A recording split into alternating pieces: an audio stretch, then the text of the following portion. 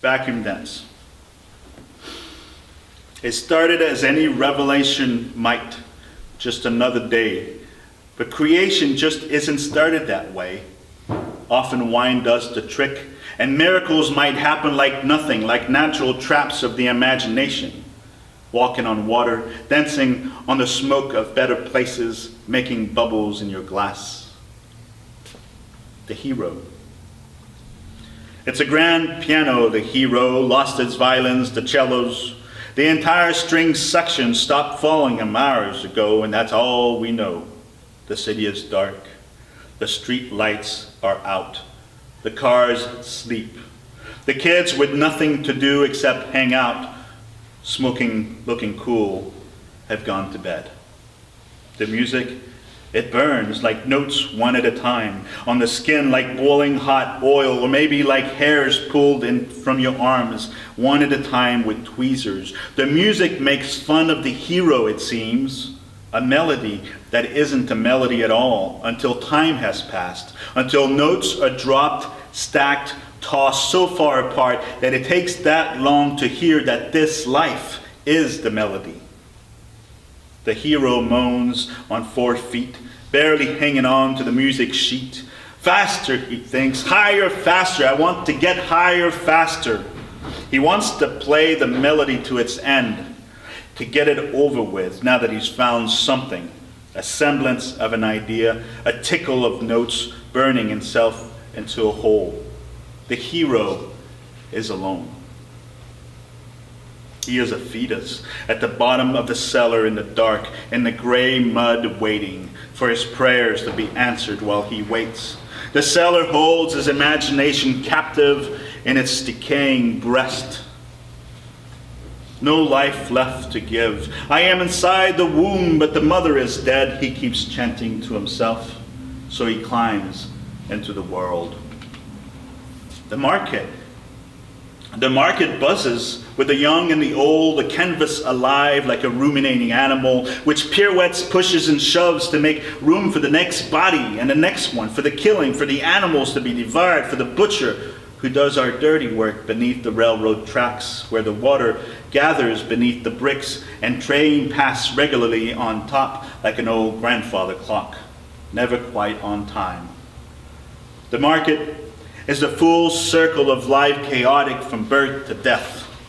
An etalage of produce and meats which rises and falls alive with hands that dip from all sides, interminable bodies, fresh and dried and laid about the sea to feel and taste and purchase. For sale, all of it. There are no exceptions. Those eggs are so fresh, dung and feathers are detectable, and you can hear the illusory chirping. Hundreds of odors so strong, from gutted sharks to wide-eyed sardines, in ice or not, in their own blood or not.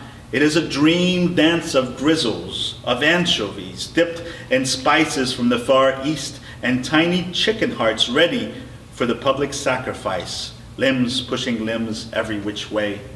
Those half-closed eyes of the pig sliced from head to ass. They are smiling like a not-so-ancient dream of roasting teenagers for a better crop. Flesh like a face not unlike your own face. The crops should be nice this year. The vegetables have done well. It becomes comic almost, wholesale and half price, and belly up the goddess. Hands grabbing hands, feeling hands. It's market day beneath the railroad tracks. It reminds me of a great ball choreographed meticulously without a goal. People stop and go and stumble, pull two-wheel carts along with them that interlock with each other. People bulldoze through each other with these canvas sacks on wheels filled with food. They breathe into each other's backs, scream at each other as they try to pass, touch each other in such ways they would never otherwise. They push each other and let themselves be pushed and turn. They laugh and steal. They argue over prices. They barter food. It is an orgy of old women closing their eyes as they feel an orange or a camembert. A mother pulls her 2-year-old along. Somebody wants to pass, somebody walks slowly, somebody walks fast. A dance continuing through the music of itself, from feet to waist to heads. The mixture is crowded to the eye, and only in a frozen frame maybe could we understand the dance of the market, the dance of the mechanics of the body, of all bodies, with a great piano playing all this mess of flesh into some sort of a symphony, as if all languages were intermingled into a music of sorts, or possibly like a vibrato in the soprano's voice, who sings loud, but you can only hear the music without understanding the words. The hero speaks. I stared at her leg the whole night. She'd look away, then look at me. The world had been too big for me. Her white silk slip kept creeping out. The only sensible thing to take my eyes away was to betray honesty. Like pigeons mating in the park, losing feathers, flapping for a truth of sorts. In that girl's legs and her flesh lay the answer I wanted desperately to put into words. Unable to open my mouth beyond the folds of her skirt whenever she crossed one leg on top of the other. I am weak. Unheard song. We found black pebbles on the beach, our bodies bending at our waist, at our knees, picking pebbles like petunias. The waves are dogs crazed, friendly, but don't touch. Don't carelessly jump over the edge, and don't caress the wind. A mad woman blowing nubiferous songs over the waves. This strephonade I sing to the silent rocks, the clouds that move through the sky like big floppy bellies, over the sounds of the sea beating the bottom of the cliff. I was the earth moving, a great big ship nowhere. The waves are cold, I know. I was wading my feet looking at a dead black-backed seagull halfway gone already, eaten by fish and other gulls. I ventured further into the waves, rolling up my pants. The carcass floated out of my reach. What you gonna do with a dead bird? I don't know, I want to see.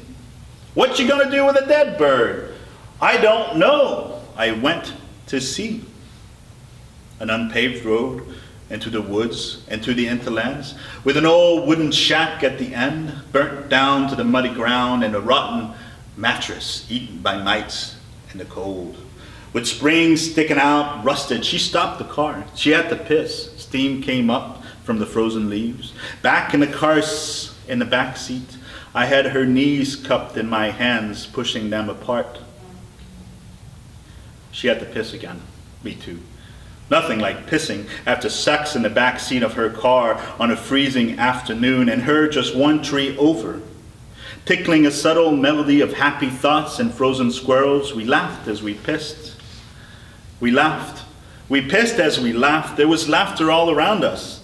She was the earth moving, a great big nubiferous ship going somewhere, or possibly nowhere in the lactic skies.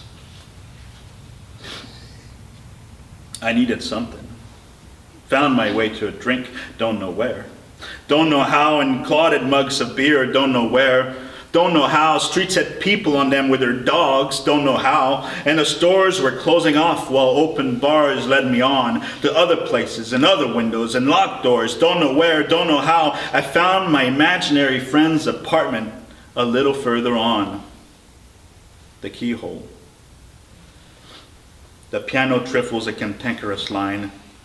The violins ripple a hopeless response. We find ourselves in a melody, typecast there, and we can't leave. There's an eye in my keyhole. It ain't mine. Whose could it be? There's an eye in my keyhole. Should I sneak a long, sharp pin? Sneak a long 2-foot metal pin inside the keyhole quickly? Wouldn't I like to poke an eye, pluck it from its nice cranium socket? The eye belonging to one I do not know? I forget the actual meaning of keys, and private decisions can become public fallacies or lies of private things turned public. I unlatched the lock, opened the door, and there wasn't a sound in the hallway. Not even the shadow of an eye. What does it all mean? I moved the curtains out of the way, opened the windows, and folded the metal shutters against the wall. People were yelling in the streets. It was all too absurd, incomprehensible. So I made myself some Hakiki Ceylon tea. I dropped some fresh mint leaves in the boiling water and thought about the eye, dancing in my keyhole, mingling and flirting and eyeing with other eyes in other keyholes. Some were crying, some were blue, some had pins in them and were dead, while others were juggling keys. Some were black and mysterious, and some smelt of caramel. I sat down at my desk and thought about all these eyes and all those keyholes throughout the city. I wasn't alone. Thanks, y'all.